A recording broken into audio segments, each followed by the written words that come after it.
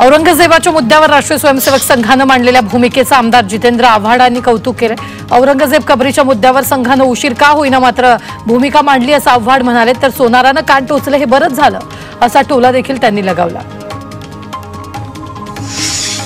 नागपुरातील घटनेनंतर राज्यभरात अलर्ट घोषित करण्यात आलाय। छत्रपती संभाजीनगर शहर पोलीस देखील रस्त्यावर उतरून परिस्थितीचा आढावा घेत लोकांना शांततेचं आवाहन करतात। विशेष पोलीस आयुक्त सर्व पोलीस अधिकाऱ्यांसह रोज रात्री रस्त्यावर उतरून गस्त घालणार आहेत। औरंगजेबच्या कबरीजवळ पोलिसांचा कडक बंदोबस्त आहे। कबरीच्या प्रवेशद्वारावर एसआरपीएफची एक तुकडी आणि दंगा काबू पथक तैनात करण्यात आले। तर कबरीजवळ जाताना पूर्णतः बॅरिकेडिंग करण्यात आलेलं आहे। मुक्ताईनगर इथल्या यात्रेत केंद्रीय मंत्री रक्षा खडसेच्या मुलीसह तिच्या मैत्रिणीची छेड काढल्याप्रकरणी गुन्हा दाखल करण्यात आलाय। मुक्ताईनगर पोलीस ठाण्यात हा गुन्हा दाखल झालाय।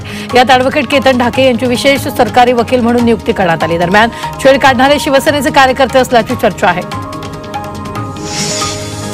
नागपूर हिंसाचारामागे मास्टरमाइंड असल्याशिवाय तशी घटना होऊ शकत नाही असा आरोप विश्व हिंदू परिषदेने केला।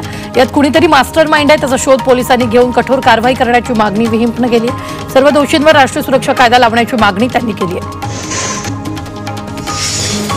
नागपूरचे पोलीस आयुक्त रवींद्र कुमार सिद्धल यांनी महाल भागाला भेट दिली। त्यांनी संचारबंदी लागलेल्या परिसराचा आढावा घेतला। शिवाजी चौक परिसरात आयुक्त सिद्धल यांनी परिस्थितीचा आढावा घेत अधिकाऱ्यांना सूचना केल्या। नागपुरात सोमवारी झालेल्या घटनेनंतर दुसऱ्या दिवशीही महाल परिसरात संचारबंदी कायम आहे। नागपूरमधील 11 ठिकाणी संचारबंदी कायम आहे। भालदारपुरा, हंसापुरी, मोमिनापुरा या परिसरात संचारबंदी कायम आहे। सध्या तरी सर्व परिसरात शांतता आहे। नागपुरातील घटना संवेदनशील आहे। सोशल मीडियावर व्हिडिओ पाठवणाऱ्यांवर कारवाई केली जाणार आहे। तर पोलिसांवर हल्ले करणाऱ्यांना सोडणार नाही अशी माहिती योगेश कदम यांनी दिली। विश्व हिंदू परिषद बजरंग दलाच्या गुन्हा दाखल झालेल्या 8 कार्यकर्त्यांनी कोतवाली पोलीस स्टेशनमध्ये येऊन सरेंडर केले। 17 तारखेला औरंगजेबाची कबर काढण्याच्या मागणीकरिता व्हीएचपी आणि बजरंग दलानं महाल परिसरात आंदोलन केलं होतं। त्याबाबत हे गुन्हे 9 जणांवर दाखल करण्यात आले। शिर्डी विमानतळावर येत्या 30 मार्चपासून लाईट लँडिंग सुविधा सुरू होणार आहे। इंडिगो कंपनीचं विमान 30 मार्चला रात्री 9:50 हैदराबादकडे उड्डाण करून नाईट लँडिंग सुविधेला सुरुवात करणार आहे। तर नाशिक कुंभमेळ्याच्या पार्श्वभूमीवरही शिर्डी विमानतळावर सुरू होत असलेली नाईट लँडिंगची सुविधा महत्त्वाची ठरणार आहे। जळगाव जिल्हा कृषी औद्योगिक संस्थेची पंचवार्षिक निवडणूक नुकतीच पार पडलेली। यामध्ये चेअरमनपदी रोहित निकम तर व्हाईस चेअरमनपदी अरविंद देशमुख यांची निवड करण्यात आली। चेअरमन आणि व्हाईस चेअरमन या दोन्ही पदांसाठी प्रत्येकी एक अर्ज आल्यानं निवड प्रक्रिया बिनविरोध पार पडली। यावेळी त्यांचं स्वागत आणि सत्कार करण्यात आला।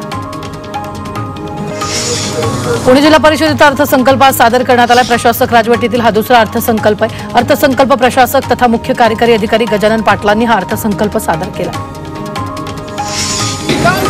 सातारा नगरपालिकेतील कर्मचारी संघटनांनी मुख्याधिकाऱ्यांच्या समर्थनार्थ एकजूट दाखवली आहे। मुख्याधिकाऱ्यांची बदनामी करणाऱ्या गावगुंडांवर कठोर कारवाई करण्यात यावी अन्यथा तीव्र आंदोलन करू अशी ठाम मागणी या संघटनांनी केली आहे। 19 मार्च 1996 रोजी यवतमाळचे शेतकरी साहेबराव करपेंनी नापिकीला कंटाळून सहकुटुंब आत्महत्या केली होती। त्यांच्या स्मृतिप्रित्यर्थ पुसदमध्ये अन्नत्याग आंदोलन करण्यात आलं। नागरिकांसह विविध संघटनांनी एक दिवस उपोषण करत शेतमालाला हमीभाव आणि कर्जमुक्तीची मागणी केली।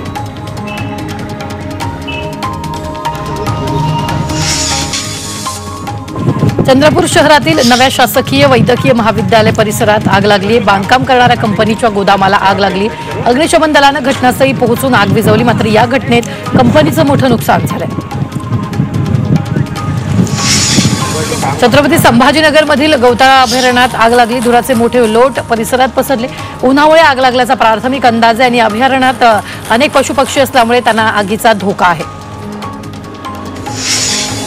पुण्याच्या सावित्रीबाई फुले विद्यापीठामधील मुलीच्या वसतिगृहात गांजा, मद्याच्या बाटल्या, सिगारेटची पाकिटं आढळून आली आहेत। या संदर्भात एका विद्यार्थिनीनं विद्यार्थिनीची नावासहित तक्रार केली आहे। तसंच विद्यार्थिनीनं वसतिगृहाबाबत प्रशासन दुर्लक्ष करत असल्याचा आरोप करत कारवाईची मागणी केली आहे।